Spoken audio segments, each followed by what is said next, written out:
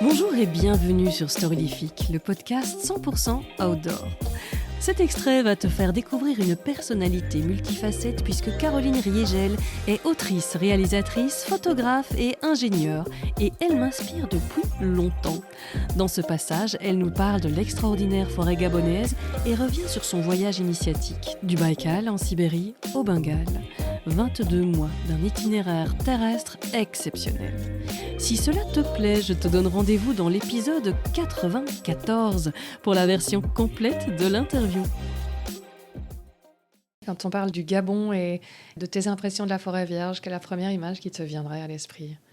La forêt, c'est un monde qui n'est pas très facile, qui n'est pas très accessible comme ça pour quelqu'un qui n'y connaît rien. C'est vraiment pas un monde que tu peux pénétrer seul. À la rigueur, tu vois, mon voyage de 2 ans, j'ai pu le faire seul. J'ai traversé une partie des déserts de Gobi, mais c'était jouable.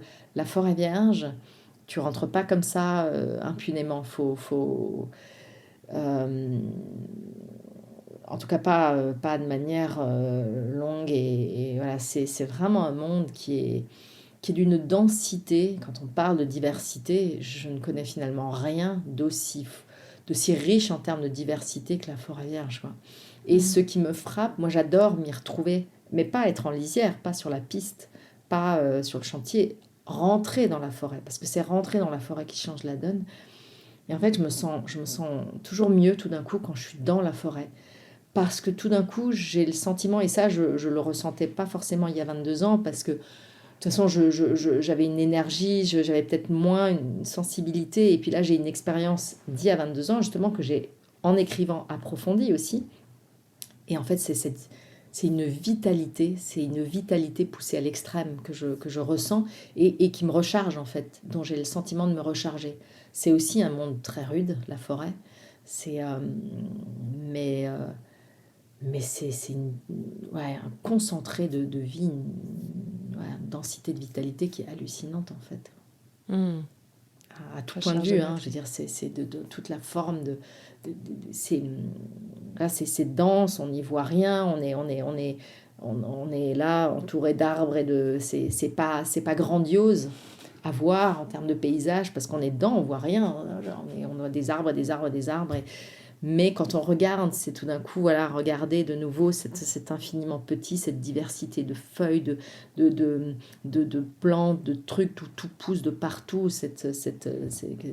tous ces arbres, tu as l'impression que c'est que des arbres et que c'est les mêmes arbres de partout, mais non, il y a une telle diversité, et du coup, c'est dans les textures, dans les formes, dans les couleurs, dans les odeurs, dans tout, quoi. C'est extraordinaire. Ouais. Moi, j'adore. Et je parle même pas des animaux. Oui, en plus, oui. Mais les animaux, on les voit pas insectes. beaucoup.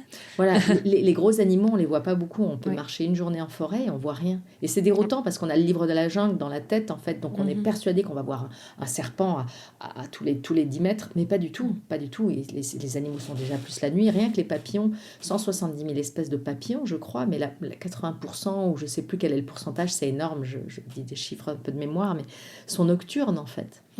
Donc c'est vrai que la forêt, elle est vivante de jour et de nuit, mais c'est la nuit qui a tout un monde qui n'est pas... Voilà, et où nous, on sent bien, parce que se retrouver en forêt de nuit, c'est quelque chose. Le noir, il n'y a pas le silence, alors autant... voilà, mais il y a du bruit un bruit de partout qu'on n'identifie pas forcément, etc. Et là, on n'est vraiment rien, quoi. Ouais. Ouais, ça me fait... C'est vrai que j'avais parlé avec un grand reporter que on parlait que c'est l'éléphant de forêt en Afrique qui souffre le plus, qui est le plus braconné. J'ai dit pourquoi celui-là, plus difficile à repérer, oui. Elle me dit en plus, mais c'est très très facile pour les braconniers, si tu te rends pas compte, à 4 mètres, tu trouves plus les gens, c'est foutu, tu les trouveras plus. Même un éléphant à 4 mètres, tu le vois pas. Donc, il peut rester planqué derrière un arbre et toi tu passes et tu le vois pas, tu le sens, mais tu le vois pas forcément. Mais oui, c'est facile à braconner. Il y a 22 ans, je voyais pas les éléphants, mais comme l'endroit où j'étais à l'époque et où je dors actuellement aussi est devenu un parc national, on voit quand même les éléphants, effectivement, je les vois beaucoup, je les vois maintenant, ils viennent manger à côté, donc les animaux savent quand ils sont dans un univers qui Et ils sont moins agressifs quand ils sont pas chassés, en fait, aussi. Mhm. C'est vrai qu'il y a pas mal d'accidents avec les éléphants, donc c'est pas les paisibles dont on a l'habitude ici en Europe, enfin dans notre vision, de notre image d'Épinal à nous. Mais oui, donc le livre que tu as écrit là-bas, c'est Éclat de cristal, pour ceux qui ont envie d'aller plus loin pour l'histoire du Gabon. Et là, on va partir sur ce grand voyage terrestre du Baïkal au Bengale. Là, c'était vraiment un voyage au fil de l'eau, hein, pour rappeler ta vocation maintenant d'ingénieur, mais avec une vision plus poétique, certainement. Qu'est-ce qui t'a inspiré ce voyage? Pourquoi là-bas? Là, je dirais que c'est vraiment mon voyage initiatique. C'est vraiment le voyage. Il y a un avant, un après dans une vie. Je vais très très loin dans la déconstruction de moi-même, d'une certaine manière, dans le fait de lâcher le cordon ombilical, voilà, qui me tenait, hein, de revenir au bout de 2 ans à nu, totalement à nu, hein. Alors avec une conscience très aiguisée, une présence à l'instant, à l'autre, etc., très très aiguisée, mais totalement à nu, parce que j'ai défait toutes mes couches, quoi. Et en fait, ouais, c'est pas un voyage dont on rentre indemne et dont on se remet comme ça en claquant des doigts, quoi. C'est vraiment un voyage à la Nicolas Bouvier où tu rêves un voyage, tu le construis, mais c'est parce qu'à la fin, tu ne reviens pas comme tu pouvais l'imaginer que vraiment tu as fait un voyage au sens noble du terme, au sens avec un grand V, quoi. Et mais j'avais, je pense, vraiment cette volonté de m'affranchir de beaucoup de contraintes, en tout cas, pour prendre le temps, vraiment. C'est ce choix de 2 ans, c'est vraiment ça, prendre le temps, et le temps de découvrir le monde, de comprendre le monde.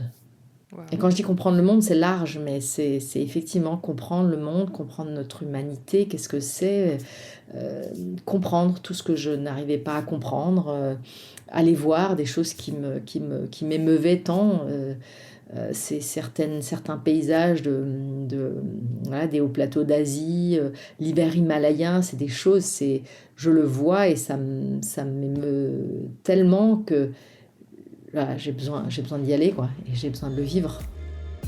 Si cela t'a plu, on se retrouve pour la version complète dans l'épisode 94. N'hésite pas à en parler à un ami ou à un inconnu pour les plus audacieux. Vos recommandations sont ce qui aide le plus le podcast et c'est tant mieux. Tu peux t'abonner à la newsletter ou aux réseaux sociaux de Storylific, tout est repris dans les notes et tu peux aussi écrire un avis sur ta plateforme d'écoute. Je t'en remercie d'avance parce que les recommandations ici aussi aident beaucoup le podcast à se faire connaître. Donc merci pour ton temps. Et quoi que tu fasses aujourd'hui, fais-le bien. À bientôt.